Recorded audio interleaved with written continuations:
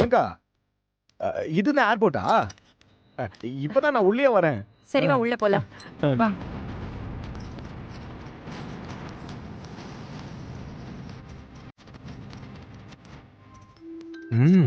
Airport தான். அருள், உனக்கு எத்தனை மணிக்கு ஃப்ளைட்டு? அருள், உன்னதாண்டா கேக்குறேன். எத்தனை மணிக்கு ஃப்ளைட்டு? 2 மணிக்குமா? 1 மணிக்கெல்லாம் உள்ள இருக்கணும். ஓ சரி சரி.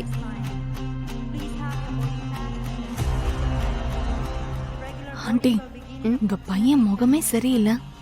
நான் கார்ல வரும்போதே பார்த்துட்டு தான் வந்தேன். அவர் ஏதோ யோசனையிலேயே இருக்காரு.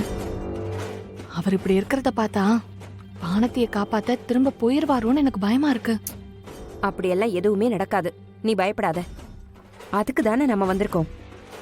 அவனை ஃப்ளைட் ஏத்தி விடாம இங்க இருந்து ஒரு அடி கூட நகர போறதில்ல.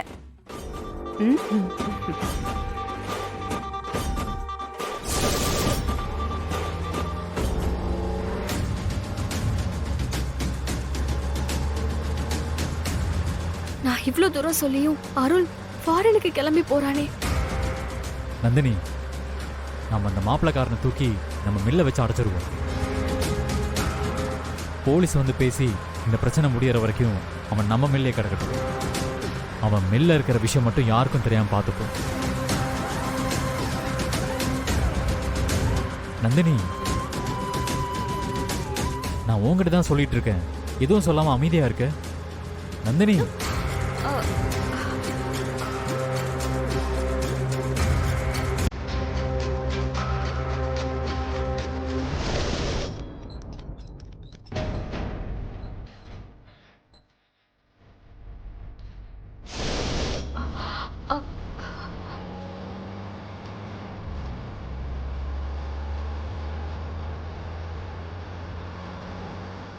நந்தினி ஏன் ஒரு மாதிரியா இருக்கா?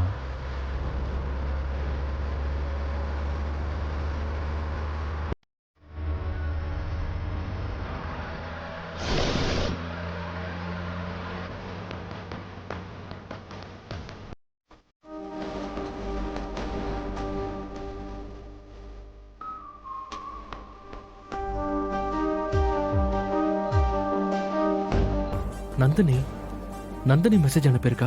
என்ன மெசேஜ் அனுப்பியிருக்கா? ஓபன் பண்ணி பாப்போம்.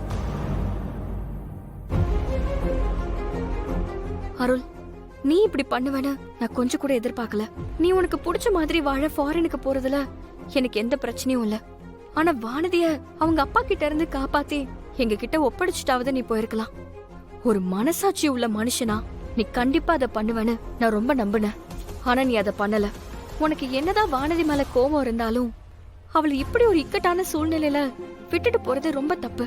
ஒருவேளை வானதி இடத்துல நான் இருந்திருந்தா கூட எனக்கும் இதேதான் பண்ணிருப்பியோ?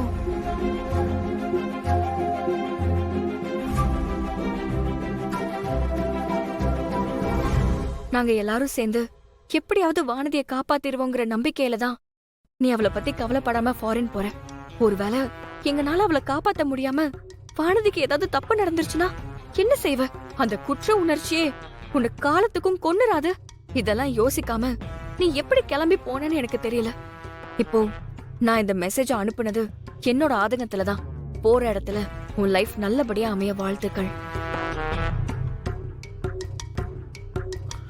என்ன பண்றது?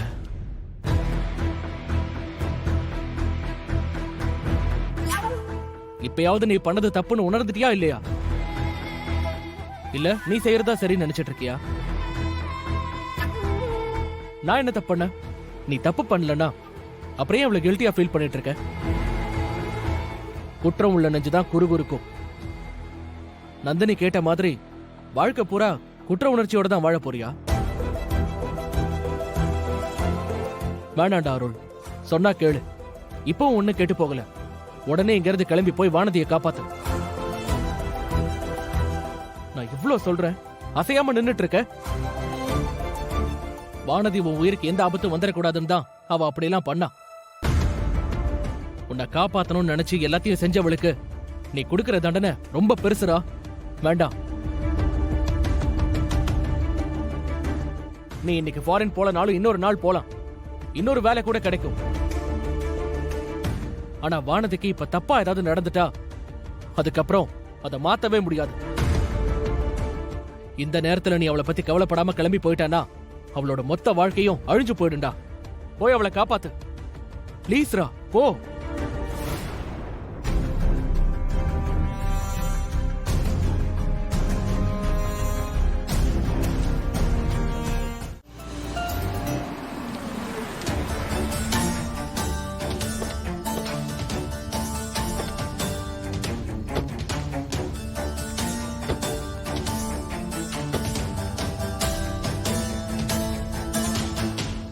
ஆ டேய், இது வானதி வீட்டோட பின்பக்கம்.